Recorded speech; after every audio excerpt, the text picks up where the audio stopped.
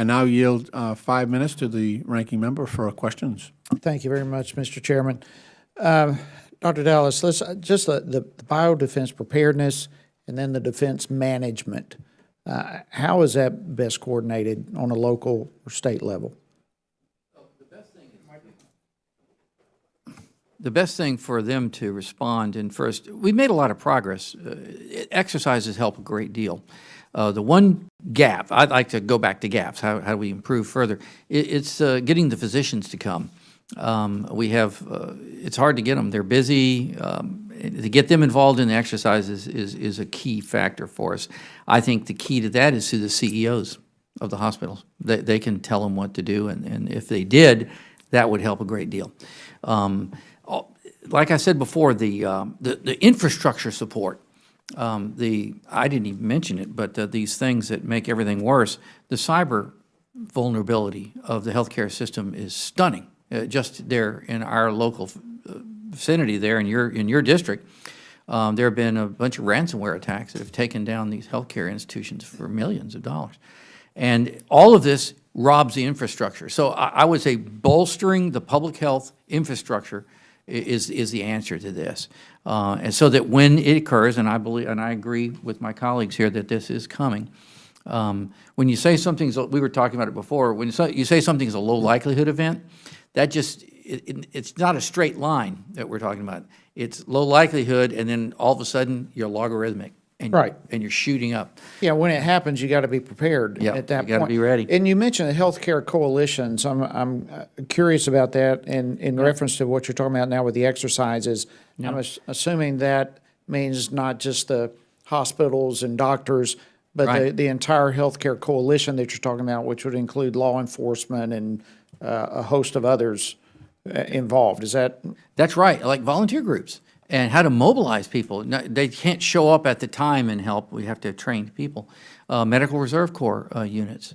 There are all sorts of ways, but it's got to be the community working together. New York showed us the way on this, and it was really phenomenal because it's a false multiplier of all your resources there working together. I saw it in Georgia just over the last 10 years. It's just, it really explodes the capabilities. But in the end, if we don't have the drugs, if we don't have the new antibiotics, I'll add to the testimony that was just said, we have a drug development is pretty big at the University of Georgia, and yet we're now telling the students coming up that the odds of you running a drug all the way through the system is 10%. And so these youngsters, they all look young to me now, they're coming up and they're going, I'm never going to run a drug through. And so there's just a lot of disincentivization with that, and that's a major issue. So on the pharmaceutical end, we got to fix it. On the healthcare coalition, we got to continue to build it, particularly the weak links like the nursing homes and assisted living facilities and the power backup. And in addition to that, I would think there would have to be a partnership between federal, state, and local. I mean, this is everyone working together. Yeah, like we say, all disasters are local, and we sure appreciate the federal government's support because the resources are massive and awesome and really impressive. Although some of them, like you were describing, haven't been very efficient. But when it comes to being on the local level, it's all local, and we have to depend that they can meet these demands at the local level.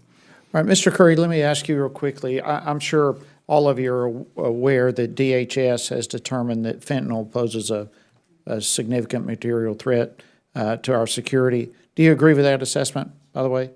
Yes, sir. All of you, I'm assuming, agree with that. So can something like fentanyl be used as a broader mass attack on the U.S.?